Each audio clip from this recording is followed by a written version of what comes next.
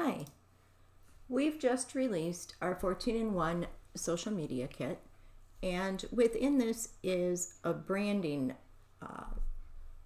helper.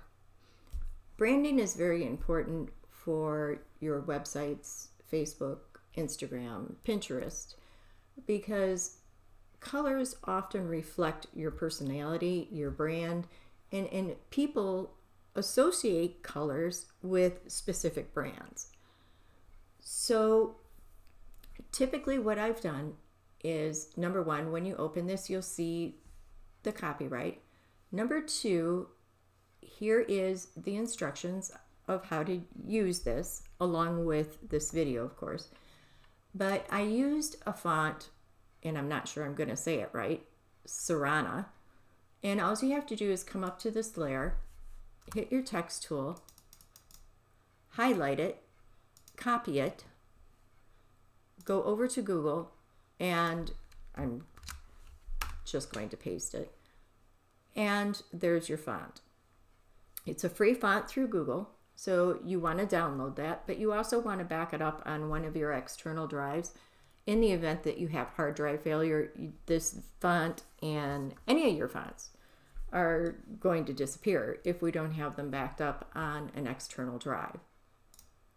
So once you've installed the font, it's really quick how PS pulls it into the program.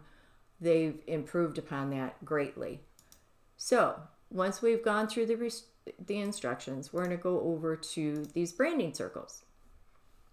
And if you don't know how to choose your branding colors, or you have difficulty in the past, or if in fact you had someone do your logo that included all the areas of branding for your business also, then you were probably given your branding colors. I'm very monochromatic, and if you look at my website and if you look at my Facebook page, my Instagram feed is mainly my flowers, but I use these colors consistently, and I have probably for about 12 years. And I can tell you that these colors are pretty much what's in my closet. So look at your closet, look at a picture, look at the paint on your wall, and figure out what you feel is representative of you. And those are then going to become your branding colors. Now, I left these all in here. You can change them to your branding colors. And all you would do is come in here on layer number 1 and go to File, Place, Embedded. And if you have your colors, what you're going to do then is place it up on top of this, and you're going to click on each one of these and choose your color. And as you can see right here is this color right here.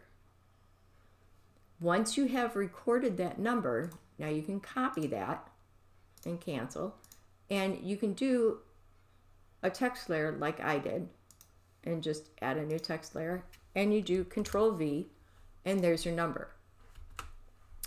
You can put that in the color picker at any point in time in any of these 14 templates. So once you have your colors figured out, you're good to go. I did make this set to be more neutral colors, and all of those colors are right here. And all of them have the number right next to them. Or you can turn them on and you can just duplicate them into whatever template you're going to use that particular color in. Let me turn this off. Let's go to Design 1. Design 1 has some smart objects, which is on the blog, new releases, fresh and new, It has two types of lines, a plain line and a scrolly line. You can mix and match them. You can keep them together. Kind of looks cool together now that I did that. But I've left all of these open and movable. So you can take these between, if you want to put those lines from design 1 into design 8, all you have to do is duplicate that group and then move it up to design 8. And they're very interchangeable. There are a couple of things that have been locked down. And, well, I shouldn't say a couple of things. There's probably only maybe 5. And it's because this shadow right here is a custom shadow. It's not a drop shadow via your blending modes. This is a custom made shadow because I wanted to give this a little bit more of a textured feel. And sometimes when you're using your blending options, you're limited a little bit. So for this particular one, we're just going to do a file place embedded. And I'm just going to grab this image right here. Put it in place.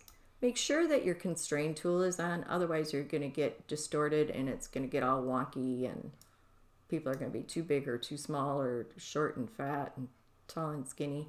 Once you have it in place, you can confirm it by using the check mark, or you can click on that layer and it will be in place.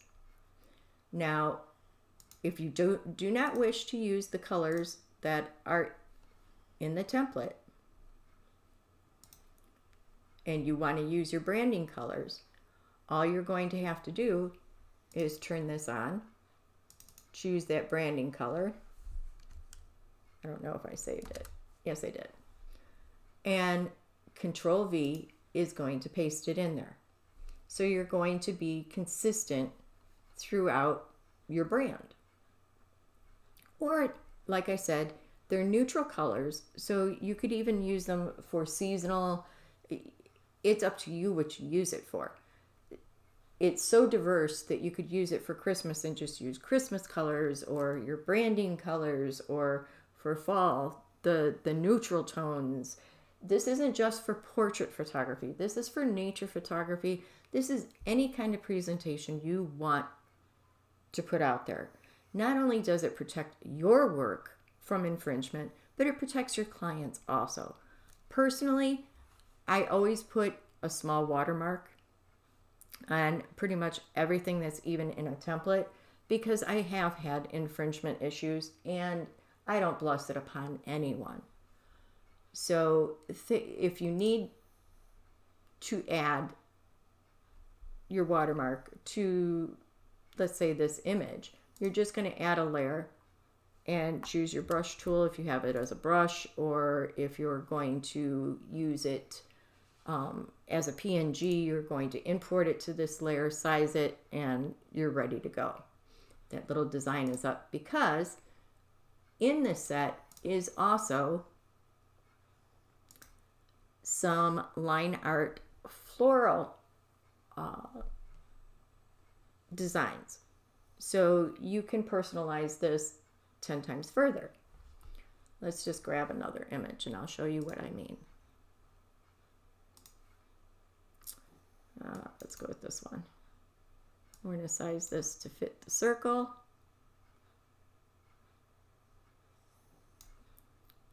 We have to extend the bottom just a hair. There we go. And it's good to go. Now, if you want to use the brushes, you're going to add a layer. I love doing them on their separate layers because that way you can move them and hide them or mask them. The possibilities are endless. But let's just say for this one, we're going to choose the white color. Now I'm going to add another layer, but this time I'm going to choose a color within the palette, which is off of the image. Now, since I did these on separate layers, I can move these. This one I'm going to move over here, and really the curve is going not in the direction that I personally would want. So I'm going to come over to transform, and I'm going to flip it, and I can move this as if it's framing my subject. Once it's in place, and this one is going to be more obvious, it's in front of the image. You might not like that. So what you're going to need to do is you're going to need to drag this layer to below the picture mask. And now you don't have the stem showing. So layer order is very important. Now, in this particular template, we can take out of design 1, we could take the fresh and new, duplicate it, and we're going to move this up, and it's going to be at the top because we want it to shine front and center. And you have a total new design. Now, if you want to use the Serrana font instead of the pre-made text, all you're going to do is come over here and type. Well, if I had the font up, we would type.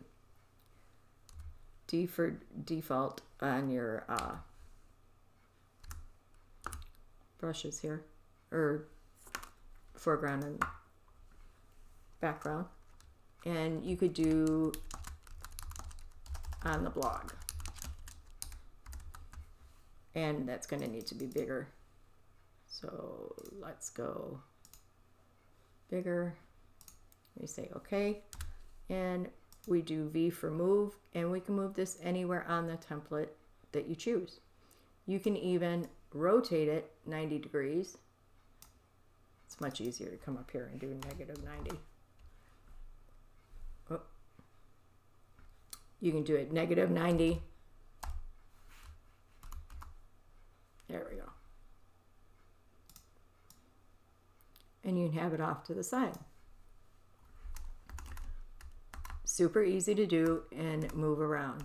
All I'm doing right now is moving my arrow keys, and that's moving that text. So the possibilities of this 14-in-1 are endless. You can change and choose your colors. You have, I believe it's either 10 or 12. Choose my brush tool. I'm going to guess there's at least 12 word art or line art brushes. And you can use them anywhere in these designs to add a little feminine, add a little flair to it. The possibilities of this are endless. And the reason that I developed this was for the very reason it saves you time. All you have to do is come in here and choose your colors, place your images, and you've got a blog post, you've got an email. I use these in my emails a lot. And your Facebook, your Instagram, your Pinterest, they're so versatile that you can use them anywhere. They are a 10 by 10, 300 dpi, so they can be printed, but it needs to be a 10 by 10. Otherwise, it's going to get all kinds of wonky on you.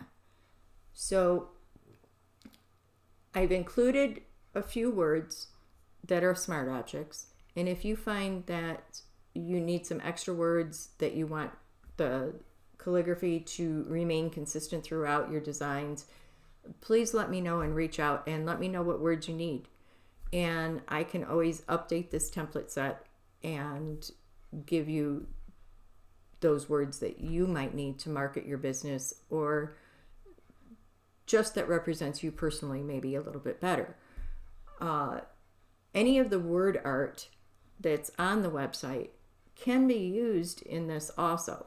So any of those brushes that you've pre-purchased, those brushes can be used. All you need to do is create a new layer for those brushes and move them around. And you've got I don't even know how many designs I could make out of this 14-in-1. But nothing is locked down other than, like I said, some of the shadows, because of the pure fact I just wanted it designed a little differently.